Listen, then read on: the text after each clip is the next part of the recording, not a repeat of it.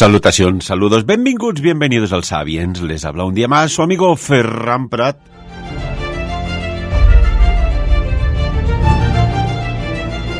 Hoy vamos a saber qué está pasando en Shanghái.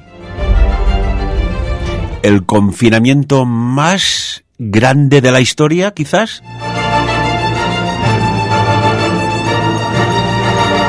Y para hablar de ello saludamos a nuestro economista oficial de Sapiens, Enric Sorribes. Enric, molt bon día, buenos días, ¿cómo estás? ¿Qué tal? Buen día, ¿cómo estamos? Bien, bien. Bueno, hoy bajo la lluvia, pero bien, que ya también es importante que el clima acompañe un poquito. Y la lluvia siempre es bienvenida. Pero ¿no te extraña ahora que hablas de la lluvia? Este año que hay esta calima, esta arena en suspensión que lo está dejando todo sucio, pero aparte dices, oiga, es que esto si vas sin mascarilla, te lo estás tragando, lo estás respirando, ¿no? Sí, sí. Bueno, son los fenómenos climatológicos que estamos sufriendo en los últimos tiempos, que aparentemente o teóricamente van a ir a más.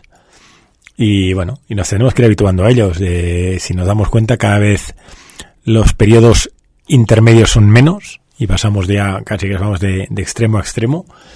La primavera punta rara, pero es que el invierno también fue raro. El otoño fue raro, con lo cual, bueno, veremos a ver exactamente dónde encajarnos, porque hace una semana tuvimos una nevada, 10 días tuvimos una nevada importante en el país, que no es muy común, ¿no? Estamos en abril, aunque deberíamos pensar en otra cosa. Y bueno, yo creo que empezará a ser mucho más común de lo que hemos visto hasta ahora. Y tanto que sí. Enric, vamos a hablar de algo muy importante que está afectando a 26 millones de personas, más o menos, y nos dirigimos geográficamente hacia la capital financiera de China, como es Shanghái, que está viviendo un confinamiento algo insólito por, lo que podríamos decir, 1 o 2 casos de este innombrable positivo, del cual parece ser que no se puede hablar mucho en determinado que estructuras de redes sociales, porque hay una censura aún muy extraña, ¿no? Pero bueno, a nivel de social, ¿qué opinas? Porque parece ser que está sucediendo algo insólito, que lo estamos viendo.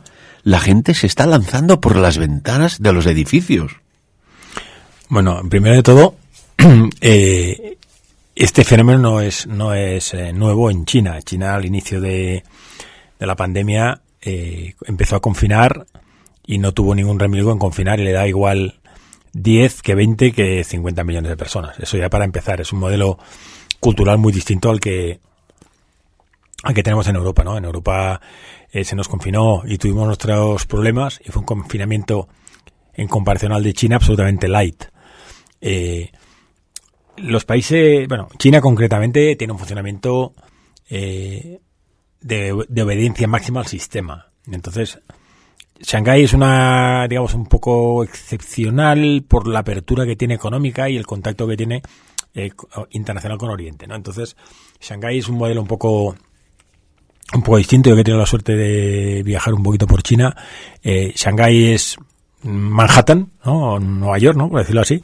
Y en cambio el resto de China pues ya tiene otras consideraciones, ¿no? Pero Shanghái es Londres, o sea, te pones en Shanghái y tienes la sensación de que podrías estar en cualquier ciudad europea o cualquier distrito financiero europeo, ¿no? Entonces el hecho de confinar a 27 millones de personas, para el gobierno chino es lo que es.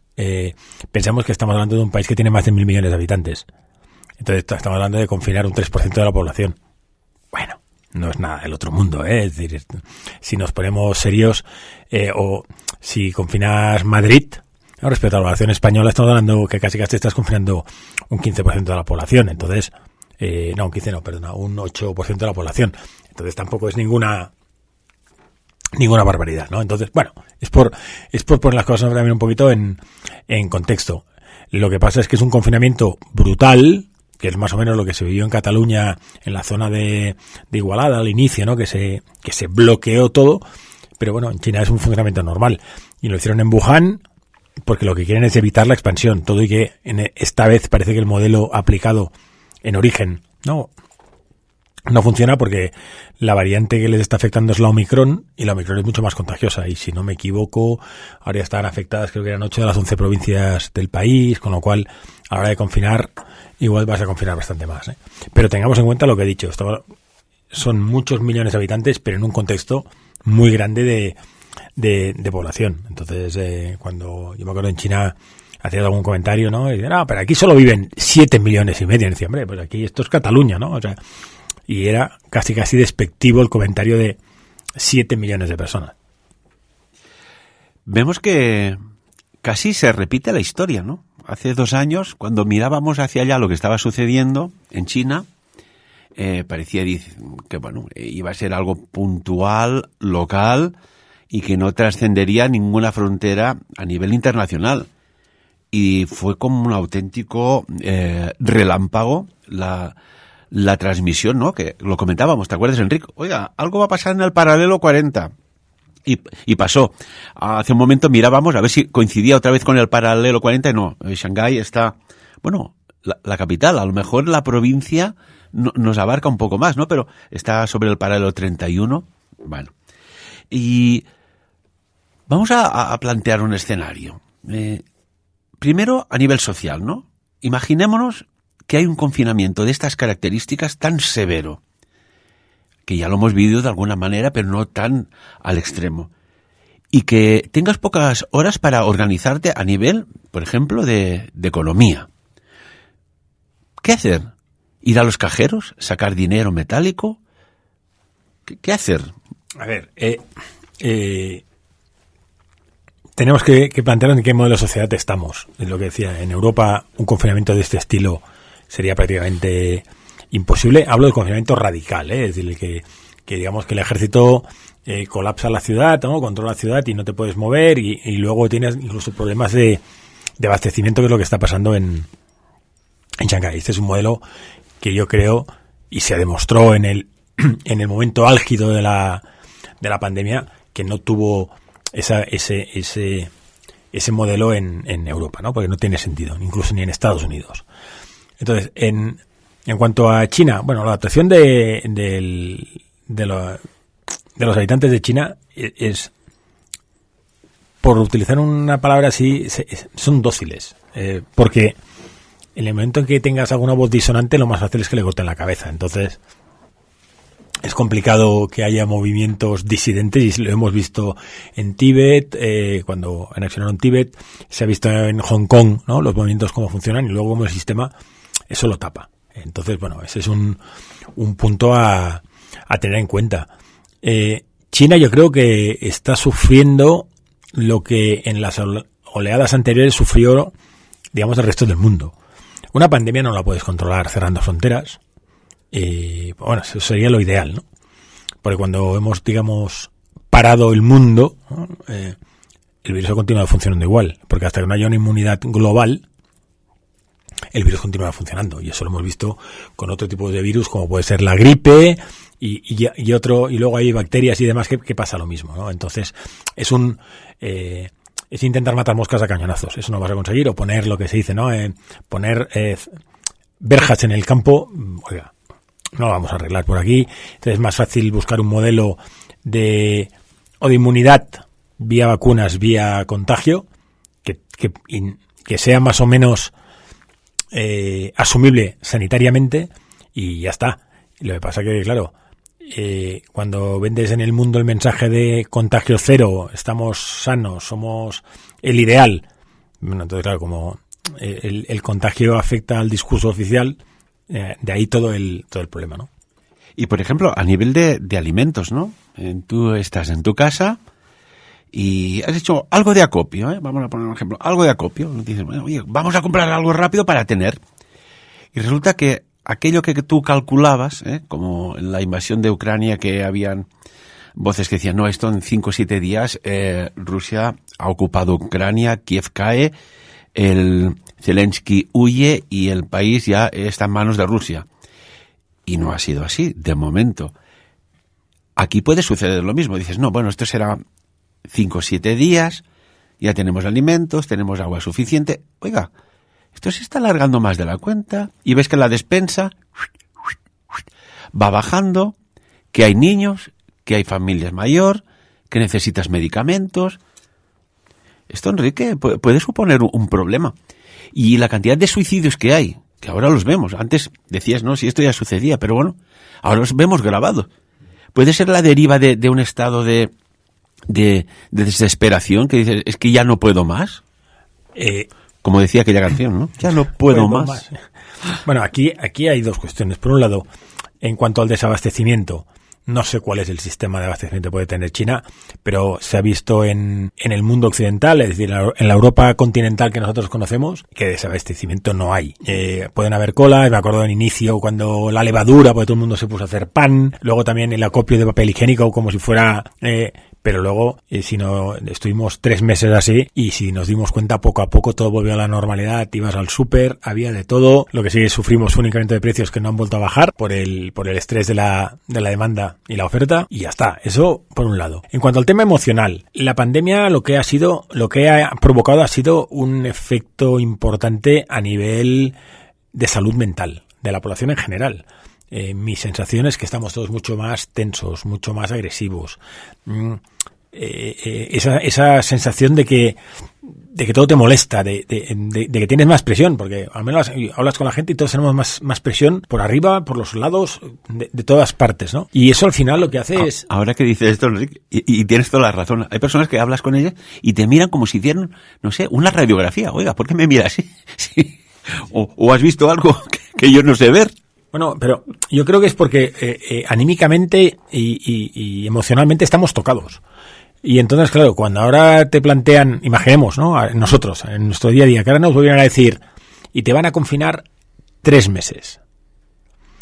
El sopapo mental sería de dimensiones cósmicas, porque en inicio no sabíamos lo que era. Cuando estás en la rueda, ruedas, pero una vez sales, que vuelves a respirar y...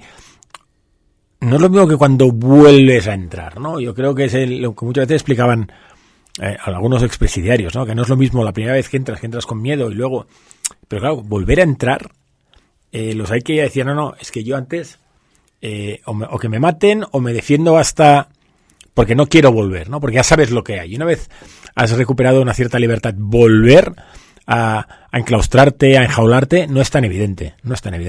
Y posiblemente este sea uno de los motivos por los que el índice de suicidios aumenta y esa sensación de ansiedad, presión, en Europa se está viendo, ¿no? Hay un cambio sustancial en el planteamiento de vida de la gente. Se está viendo en Estados Unidos. Las tasas de abandono de trabajo y de gente que renuncia es la más alta de la historia. Porque, bueno, una vez has visto que en un chasquido tu vida cambia, te replanteas muchas cosas. ¿Por qué tengo que trabajar 8 horas quizá por un sueldo que o me tengo que desplazar? Oye, o me lo pones más fácil o quizá el modelo lo cambio, ¿no? Y eso se está viendo en España. El movimiento de las grandes ciudades a poblaciones mucho más pequeñas, donde tengas más espacio y donde tengas vistas al exterior y no estar como una ratonera, que antes era justo lo contrario, ¿no? La comodidad de que tengo el trabajo al lado. Oye, pues mira, ahora el trabajo ya me afecta lo que me afecta, ¿no? Y si puedo teletrabajar es una ventaja frente a otra empresa que no me lo ofrece. Bueno, todo ese modelo ahora lo tenemos encima de la mesa. Y nos tenemos que adaptar a ello como sociedad. Salía una noticia, creo que en CNN, de una familia que, bueno, se está nutriendo de... dice, estamos confinados en Shanghái con 11 kilos de mangos y algunos vecinos muy solidarios. Claro, es el momento de empezar a compartir, ¿no? Oiga, yo tengo un poco de esto, tienes un poco de aquello, pero, oye, cuando se acaba... Yo recuerdo que lo comentamos hace un montón de años. Estados Unidos tiene un plan de emergencia que es el CONOP 888. Es un estado de emergencia en caso de invasión zombie, pero no son zombies muertos que salen de la tierra, porque si estás muerto, estás muerto. Es gente enferma, gente desesperada, que asaltan lo que sea para poder comer, ¿no? Un principio básico. ¿Crees que otros gobiernos también tienen un plan para como previsión de una posible sublevación social ante la falta de alimentos o medicamentos? Bueno, yo creo que la primera misión de un gobierno, y me da igual, y hablo gobierno como también de una empresa, es tener un plan de contingencia para lo que pueda pasar. Evidentemente, le das un porcentaje de probabilidad y entonces a partir de aquí jugamos. Es decir, yo puedo tener un plan de contingencia de que si me cae un asteroide, pero tengo que tener claro que para que me caiga un asteroide y me caiga a mí, hombre, la probabilidad es la que es, ¿no? Y entonces, bueno, pues no es lo mismo tener un problema que se me queme la oficina, que haya una pandemia y que luego pues haya un problema de desabastecimiento y que luego tenga una invasión invasión o una rebelión. Bueno, eso los gobiernos lo tienen absolutamente, bueno, deberían tenerlo planificado, lo deberían tener estructurado y evidentemente con una porcentaje de probabilidad, porque evidentemente tienes que actuar sobre lo que es más real y lo otro planificarlo, porque si pasa algo, pues cómo actuaríamos, ¿no? Y eso es normal, y estoy convencido que los gobiernos modelos similares los tienen.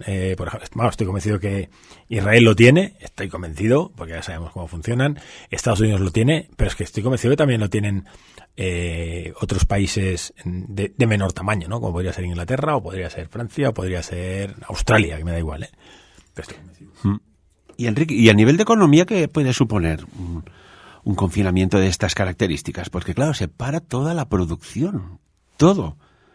Bueno, aquí el confinamiento se tiene que ver si es un confinamiento de bloquear la economía, es decir, tú te quedas en tu casa y no sales de tu casa, o no sales de tu zona, que es lo que pasó, por ejemplo, en la zona de Igualada, ¿no? En Cataluña. Es decir, una cosa es cerrarlo todo y dejar solo en funcionamiento lo que es de primera necesidad.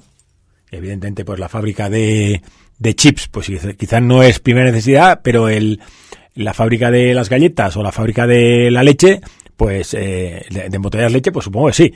Ahí depende cuál sea el modelo que se aplica, ¿no? Lo que está claro es que vamos a vivir una época que mucha gente no recuerda, pero que al menos los más viejos del lugar sí, que son inflaciones de cerca de 2 dígitos, con escasez de algunos productos.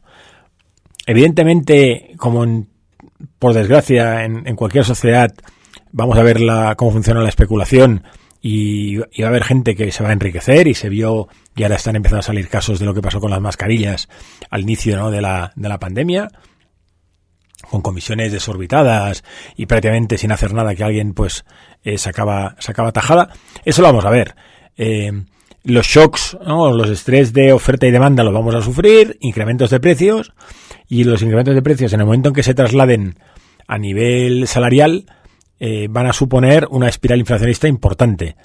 Y creo que lo comenté el otro día, con un riesgo añadido al menos en los que son Europa como PAC, ¿no? Solo tienes la política fiscal, la política monetaria como tal ha desaparecido a nivel individual de país, y no es lo mismo lo que pasa en Alemania que lo que pasa en Francia, que lo que pasa en Grecia, o lo pasa en Portugal, o pasa en España, ¿no? Entonces, claro, como solo puedes actuar sobre política fiscal propia en el país, porque la monetaria depende del euro, y el euro, el funcionamiento lo gestiona el Banco Central, veremos cómo se puede solucionar. Pero uno de los principales efectos que tenemos encima de la mesa es: se están revisando las políticas económicas de los países, se están subiendo los tipos de interés. Desde ayer el Euribor, que lo hemos estado viendo en negativo durante mucho tiempo, ayer ya entró en positivo. ¿Eso qué significa? Eso significa que la renta disponible de las personas se va a ir hacia abajo, porque hasta ahora tenías un Euribor negativo que suponía que con el diferencial, pues no lo sé, pagabas 100 por una hipoteca y ahora igual vas a pagar 120. Claro, pero 120 multiplicado por 12 pierdes 240 euros al año. Pero claro, esto se lo añades a la pérdida de poder adquisitivo derivado, por ejemplo, de los impuestos. Y ahora voy a poner el ejemplo de España, ¿no? Hay una inflación importante, se revisan salarios, algunos con la inflación, pero lo que no revisas son las tablas de la renta, ¿no? Con lo cual, automáticamente el Estado está ingresando más y tú estás recibiendo menos. Eso lo que hace es reducir la renta disponible, y reducir la renta disponible, de alguna manera, lo que hace es empobrecer a la gente, eso está muy claro, y frenar o enfriar el sistema productivo, que veremos si eso, pues al final tiene o no tiene solución. Y ese es uno de los riesgos asociados a este modelo que ahora vamos a ver. Que es curioso, ¿no? Que es noticia en muchos medios de comunicación de que en muchos países de Europa han bajado el IRPF para relajar un poco la economía doméstica / personal, y en España no, se está incrementando. ¿Cómo puede ser esto? Bueno, porque todos sabemos que, como dice aquel dicho, ¿no? Spain is different. Bueno, yo creo que el problema de España es que necesita financiarse, y una manera de financiarse que en principio parece que sea más inocua, ¿no? Es la de, oye, el IRPF es el IRPF y demás, ¿no? El sistema, y no tocas las bases imponibles, con lo cual a la mínima que subes de tramo, pues palmas más. Eso en un sistema normal, eso no debería funcionar así. Es decir, si tú quieres mantener la renta disponible de tu población, o que tu población esté mejor, precisamente tienes que jugar a la inversa. Lo que pasa es que también en España el nivel de gastos de administración son brutales, porque estamos, por desgracia, es un país que eso está demostrado, ¿no? En donde la corrupción está muy instalada en el sistema y los gastos superfluos también son muy altos. Entonces, y me refiero a cualquier gasto que tenga cualquier administración, ¿eh? O sea, ya no me centro solo en la administración central, me da igual. Es decir, todos vemos o creemos que lo haríamos mejor en un sistema, porque hay un montón de gastos que para mí son superfluos que no deberían estar ahí. Y los tenemos, ¿no? Y bueno, pues por desgracia es el modelo a seguir. Muy extraño todo esto, ¿no? Un país que tiene, creo que son 3.100.000 parados, pero nadie quiere trabajar en el campo y según qué trabajo. Y tiene que venir gente de fuera a cubrir esa demanda de trabajo. Cuando estamos saliendo de esos 2 años terribles, empiezan sobre todo los autónomos y la pequeña y media empresa a ser cargada con impuestos en lugar de bajarlos. Veremos cómo acaba todo esto. Enrique, no quería acabar el programa sin comentar algo, ¿no? Que ya sabes que lo que comentamos aquí acaba sucediendo, y esto no sé si es bueno o malo, pero tú recuerdas, creo que no habías nacido como yo, pero hay un dato muy, muy fuerte. En 1958 se produjo un tsunami de unas características brutales, de una ola en Alaska de 500 y pico metros. Esto está datado, está constatado y está registrado científicamente. ¿Tú crees que el mundo ahora, que está más construido, urbanizado, en las zonas costeras, podría resistir un envite de esta magnitud? Y lo digo porque se mueven cosas muy extrañas últimamente. ¿Qué opinas? Hombre, un frente marítimo de una ola de 549 metros de altura, tengamos en cuenta que estamos hablando de edificios de casi 150 pisos de altura, por situarnos. Se lo lleva todo por delante y según donde afectara, sería mucho más. Es decir, no es lo mismo que vaya a afectar igual Estados Unidos, ¿no? Por la densidad de población, que afectara, pues no sé, Guinea, Nueva Guinea, Papúa, porque es otro modelo, ¿no? Pero una ola con un frente de 549 metros de altura, eso es una soberana burrada, porque, digo, por ponernos, estaremos hablando entre 120 y 150 pisos de altura. Imaginemos qué edificio, estaba hablando de no sé, de quizá el Burj Al Khalifa, ¿no? Ese edificio, una hora, imagínate, te viene eso. Vamos, es que en lo que hemos visto en las películas de Titanic, Poseidón, ¿no? Y todas las cosas. Eso, yo creo que sería un efecto devastador. Vimos lo que pasó en el tsunami de Japón, ¿no? Bueno, sí, pero y luego, y estamos hablando de que creo que eran 11 metros o 13 metros el de Japón, ¿no? Entonces ese no debería ser poco impacto, y vimos lo que hizo. Imaginémonos eso multiplicado por 50. A mí lo que me extraña es que haya salido, porque esta noticia ha salido a la luz, estaba datada y constatada, que haya salido este dato tan curioso, bueno, esta ola derivada, este tsunami de un terremoto de magnitud 8.3, de la escala de Richter, en la sismología de Richter, y que está documentado, ¿no? Y que tan solo murieron 5 personas. Imagínate, a día de hoy. Lo que me extraña es que saquen este dato que yo desconocía. Y mira que siempre hemos hecho un seguimiento de los tsunamis, ya cuando el del Índico, de Japón, de planes ocultos de generar tsunamis artificiales como arma geoclimática, por decirlo de alguna manera, y este dato lo desconocía. Digo, ¿por qué sale a la luz ahora esto de 1958, cuando por los transistores como este sonaban canciones de Elvis Presley? Hombre, no sé, yo espero que no sea nada premonitorio, pues eso significa que alguien tiene constancia de que puede haber un terremoto de nivel 8. Y un terremoto de nivel 8, ojito, y además depende de dónde sea el epicentro, porque claro, en Alaska es lo que decimos, vive muy poca población, entonces dependiendo de cuál sea la dirección, si la dirección va norte, pues con mucho vas a matar a focas, osos y para de contar, pero claro, como el movimiento vaya hacia la costa oeste americana, por ejemplo, hombre, la devastación puede ser brutal, pero es que los daños colaterales o paralelos que pueden haber aún podrían ser peor, porque un tsunami de este nivel genera un movimiento de la corteza importante, y si es en la costa oeste americana, no olvidemos que ahí tenemos la zona del Yosemite, la zona de los grandes parques, Yellowstone y demás, que allí tenemos la opción del gran volcán, pero es que un poquito más al sur tenemos todo lo que es el círculo de fuego americano, todo lo que es Chile, que allí en Chile tienen terremotos 3 o 4 al día.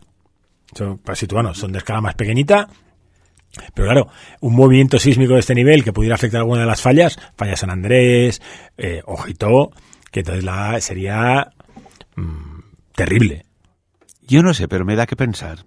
Algo de 1958 que transcienda la información. Ahora me pongo en la mente cuántica, y digo, ¿quién sería capaz de generar algo así?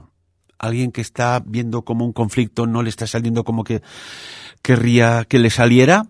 Estamos hablando de armas que existen. Sí, pero el problema es que cuando haces una cosa de estas no sabes realmente cuál es el impacto final. Porque tú juegas en laboratorio, pero la teoría del caos funciona, ¿eh?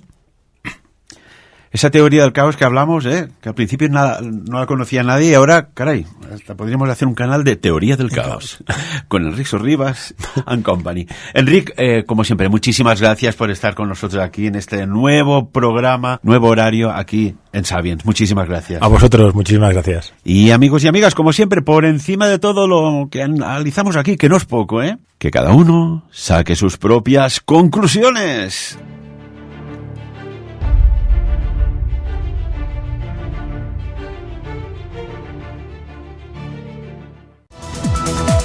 Saludos y bienvenidos a Sapiens.